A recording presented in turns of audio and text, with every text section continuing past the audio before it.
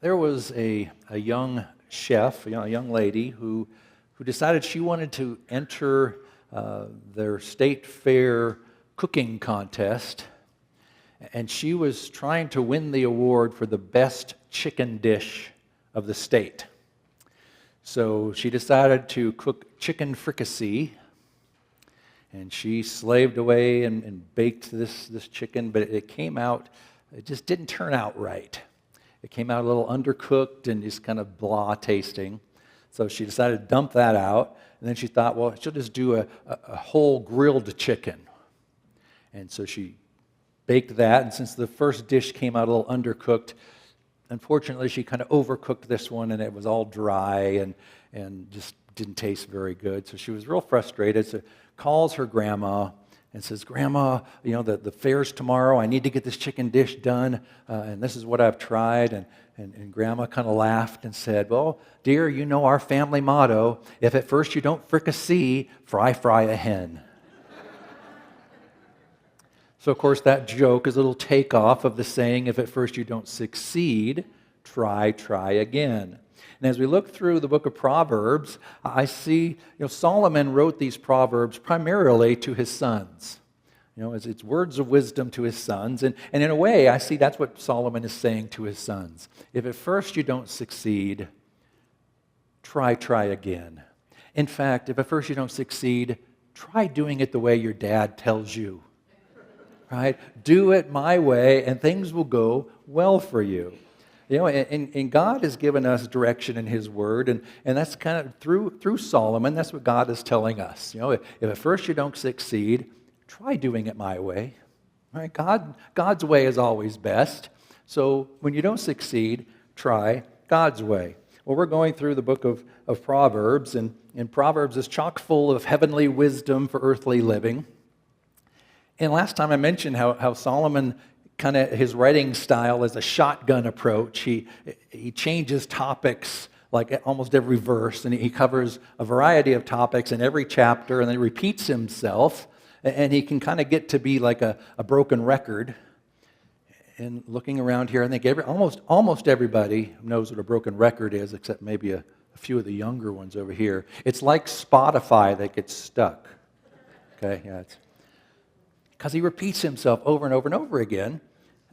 And so as I've been going through this series, it's getting harder and harder for me to find lessons that are different than the previous lessons because he repeats himself so much.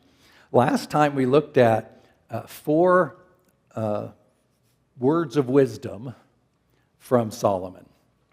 And that was from chapters 12 and 13. Well, today we're going to jump ahead to chapter 18. We're going to look at 4 more words of wisdom from Solomon, but this time these are written more in the form of 4 don'ts. All right, he may not use the word don't, but it's clear that he's telling us don't do these things. So we're going to look at 4 don'ts. So if you're following along in the back of your bulletin, there are some sermon notes. We're going to fill in the blanks on those 4 don'ts. So here is don't number 1. Don't number 1 is don't isolate yourself.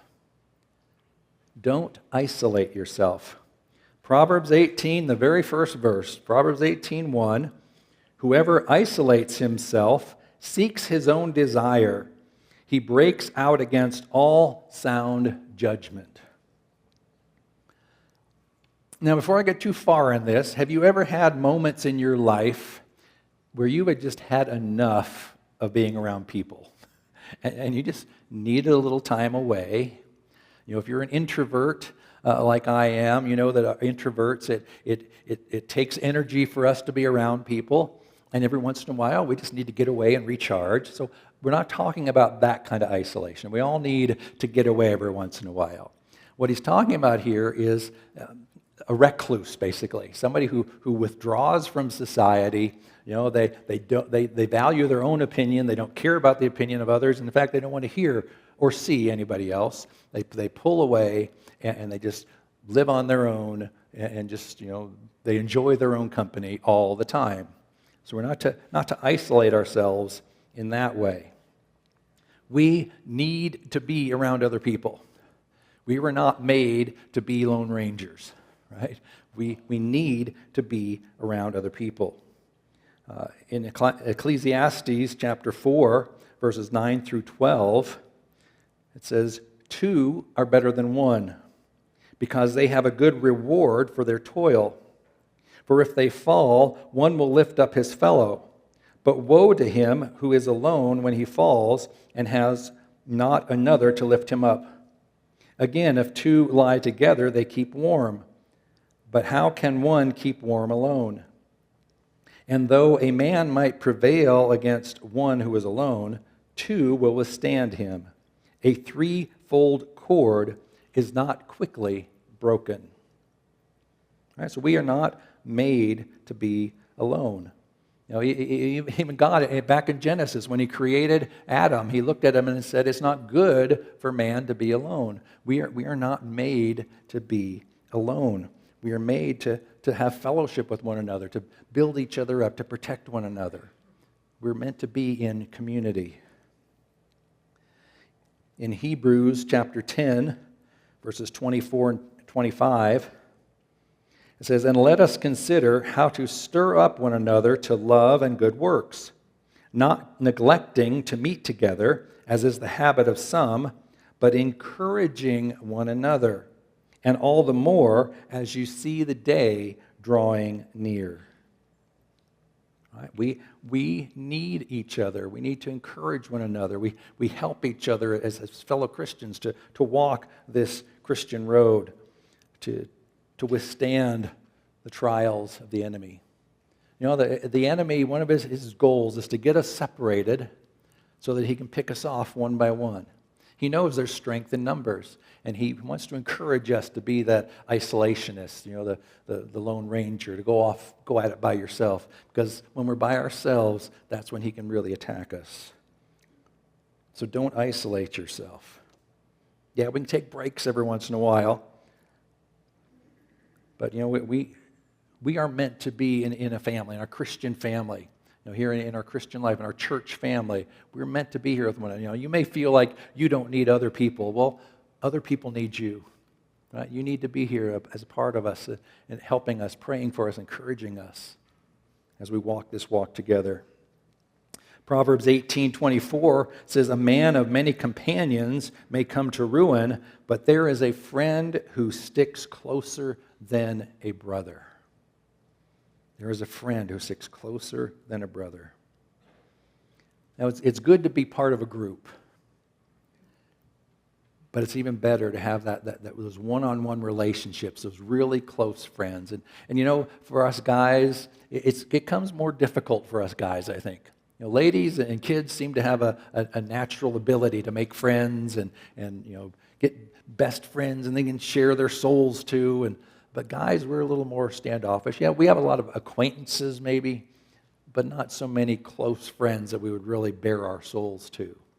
And that's I think it's a negative for us guys. But it's the way we are, right?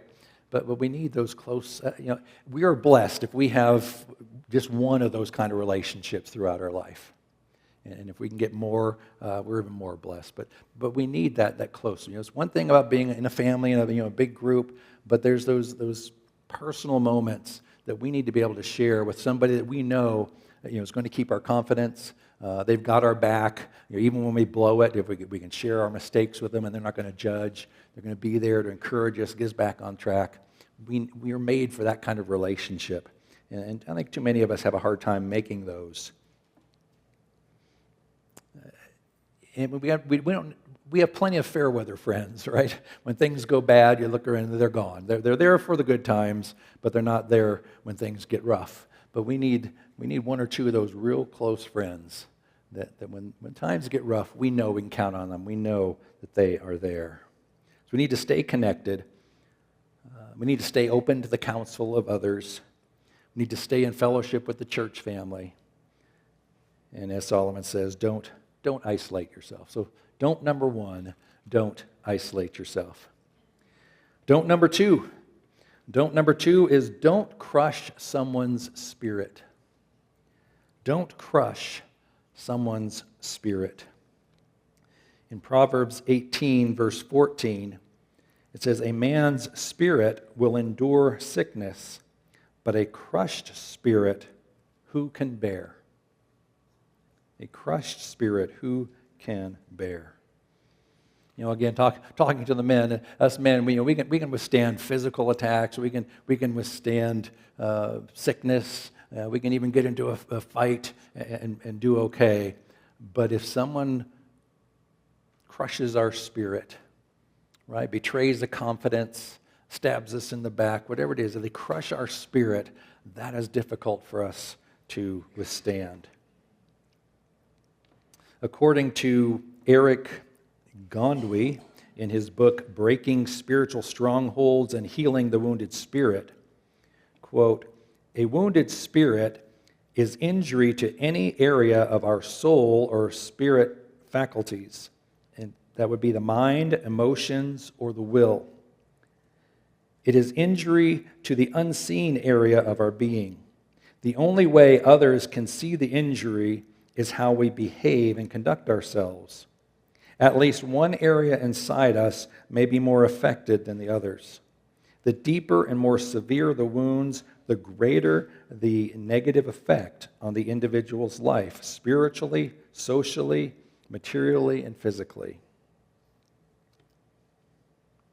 I don't know if you've ever been wounded so deeply that it crushed your spirit, but it's hard to overcome. It can be a devastating thing.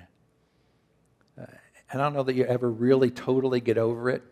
If it was because of a betrayal of one of those close friends of yours, you put up a defensive wall and you never let anybody else get close again because of the hurt that you got from that situation. So that kind of is a message to those of us, from the first don't, for those of us who have those close friends. If you're one of those close friends to somebody, you need to be careful. You need to honor their confidence. You need to be careful not to break your close friend's spirit, because if you do, it ruins relationships, and it keeps that person from having close relationships ever again. Proverbs 18, verse 19 warns us, a brother offended is more unyielding than a strong city, and quarreling is like the bars of a castle. Right? If you're devastated, if your spirit is crushed, we put up those defenses. We wall ourselves in, and then we fall into the other don't. We isolate ourselves. So one kind of feeds the other. So we need to be careful. Guard your friendships. And even if you have a close friendship and for whatever reason you drifted apart, maybe you moved away or whatever, you need to still keep those confidences. Even if you're mad at the other person, don't break those confidences. Don't crush someone else's spirit just to try to get even at them or whatever. Just guard that. Again, treat others the way you would want to be treated. Don't crush someone else's spirit. That was don't number 2. Don't number 3. Don't number 3, don't talk without first listening. Don't talk without first listening. I think we've heard this one before. Right? I tried to give new lessons, but you know what? This one is repeated so many times throughout Proverbs and throughout Scripture that it bears repeating. We can never hear it too often, right? Guard your mouth, right? Guard your tongue. Be careful. Listen. Don't talk without first listening. Proverbs 18:2 says, a fool takes no pleasure in understanding, but only in expressing his opinion. Proverbs 18:13, if one gives an answer before he hears, it is his folly and shame. Proverbs 18:15, an intelligent heart acquires knowledge, and the ear of the wise seeks knowledge. I'm sure we can all think of somebody that we know who talks before listening. Right? You're trying to carry on a conversation with them and they don't listen to you. They just talk right over you, or you're speaking. They do allow you to speak, but you can see in their eyes the whole time you're speaking, they are formulating their response, or they've got something they want to say and they're just impatiently waiting for you to take a breath so they can jump back in. Right? They're not really listening to you because they want to talk. They don't want to listen. We've said this multiple times. Every time we cover this topic, God gave us 2 ears and 1 mouth, so we'll listen twice as often as we speak. Right? Don't talk until you've listened. I grew up in an environment where when I was younger, I felt like I didn't really have anything to share. I didn't have anything to say that anybody else would want to listen to. So I did a lot of listening and very little speaking. And then as I became a young adult and I discovered that there were people interested in what I had to say, I gradually spoke more. And then I hit this point in my young adult life where I felt that I knew what that other person was going to say, as they're speaking. I'm listening to them, but I've already figured out what they're going to say. So rather than listening, to be more efficient in our conversations, I would finish their thought for them. And then I would share my opinion. Well, I was a living example of if one gives an answer before he hears it as his folly and shame, because many times I would complete a sentence that they were not going to say. And I came out being foolish. I'm sure I made a lot of people very angry, very frustrated with talking with me. Thankfully, I matured and put that aside, and I've learned to listen more and be a better listener before I speak. And the next don't that we're going to get to kind of covers this area as well. Don't assume that you know what someone's going to say. Listen to them, the words they're saying, and maybe what's motivating it as well. So listen before you speak. Again, we've covered this topic before. I've shared this as well, but it bears repeating. In the 7 Habits of Highly Effective People, Stephen Covey, habit number 5 is seek first to understand, then to be understood. And that's just kind of another way of saying, listen. Don't speak, don't talk until you've listened. You understand what the other person is saying before you formulate your response. Don't just wait for them to take a breath so you can jump in. Really listen. Understand what they're saying before you then speak. So, as Solomon puts it here, don't talk without first listening. So that was don't number 3. Finally, don't number 4. Don't jump to conclusions. Don't number 4, don't jump to conclusions. Proverbs 18:17, the one who states his case first seems right until the other comes and examines him. Right? Whoever gives their side of the story first, they seem right. You kind of build your empathy for them and everything until you hear the whole story. We need to remember that there are 2 sides to every story. So don't jump to conclusions as soon as you hear one person's side of the story. A wise person knows not to judge a situation until they've gotten all of the details, right? Both sides of the story. As parents, we understand this. Little Bobby comes running up, Mommy, Timmy hit me. Well, you're a little upset. Timmy shouldn't just go randomly hitting his little brother, right? So you ask Billy, well, why did Timmy hit you? Or Bobby, whatever his name is. Bobby, why did Timmy hit you? What's he going to say? I don't know. I didn't do anything. Well, if you just took little Bobby's side of the story, it's like, well, Timmy's in big trouble. He shouldn't just hit his brother for no reason. But no, a wise parent goes to Timmy and gets Timmy's side of the story. Timmy, did you hit your brother? Yes, I did. Well, why did you? Because he came and took a toy that I was playing with. When I told him to give it back, he threw it in my face. So I got angry and I hit him. Okay, so now you know the whole story. It wasn't for no reason, right? So then you have enough information to pass out judgment to both kids. But there's 2 sides to every story. Even our founding fathers knew this fact, and they designed our judicial system in such a way that we are all innocent until proven guilty.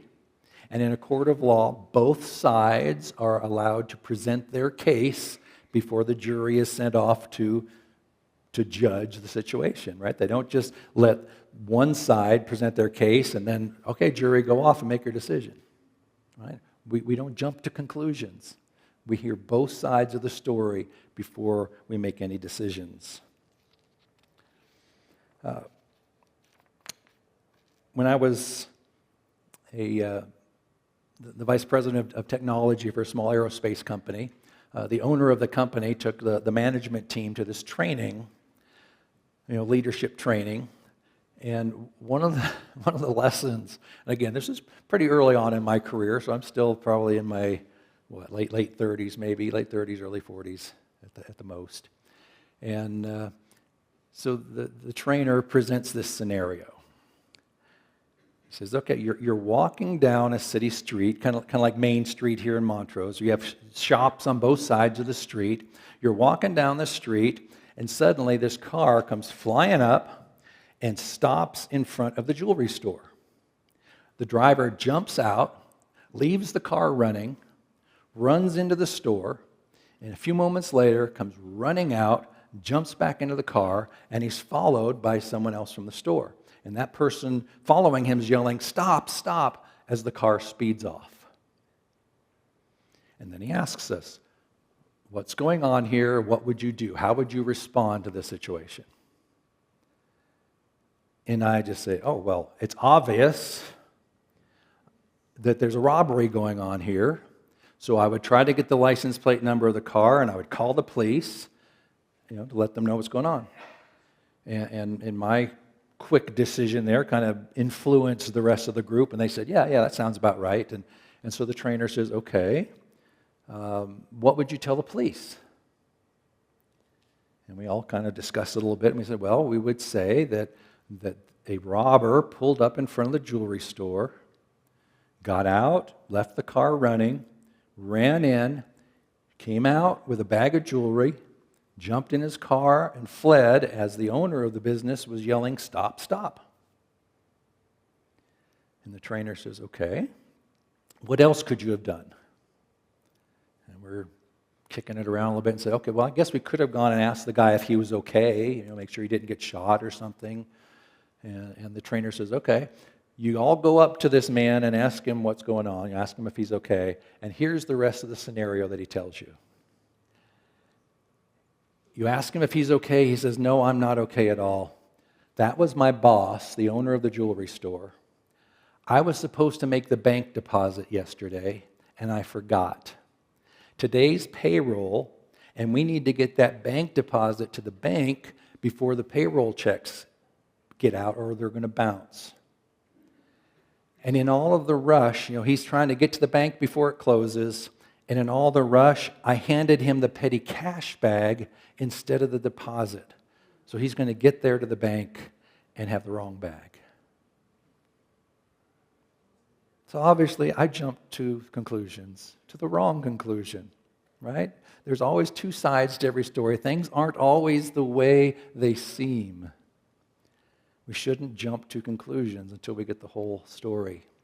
I can't tell you how many times in my 25 plus years of ministry, I've had somebody in the church go to one of the leaders with a complaint about something that they don't like about me.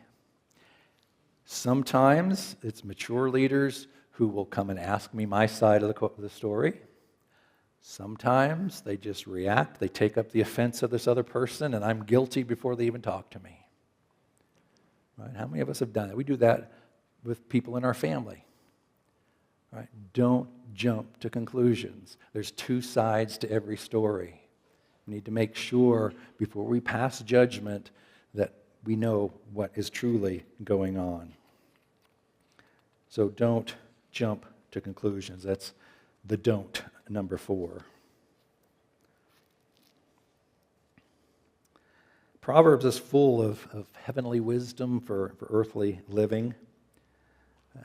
And God knew that He kind of created us with this do-it-yourself, Lone Ranger kind of attitude.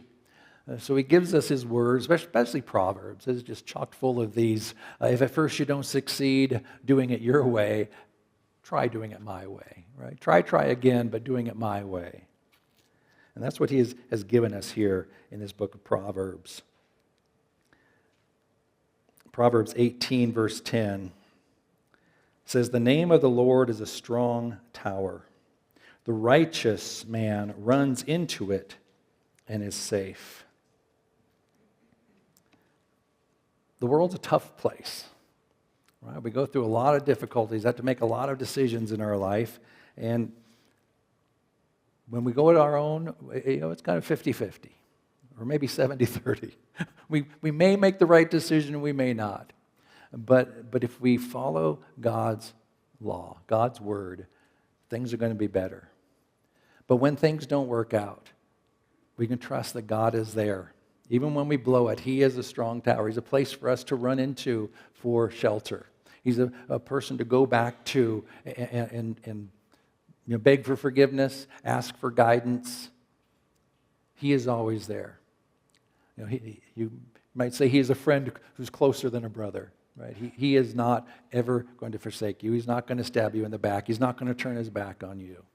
When all else fails, everybody else around you fails you, God is always there for you.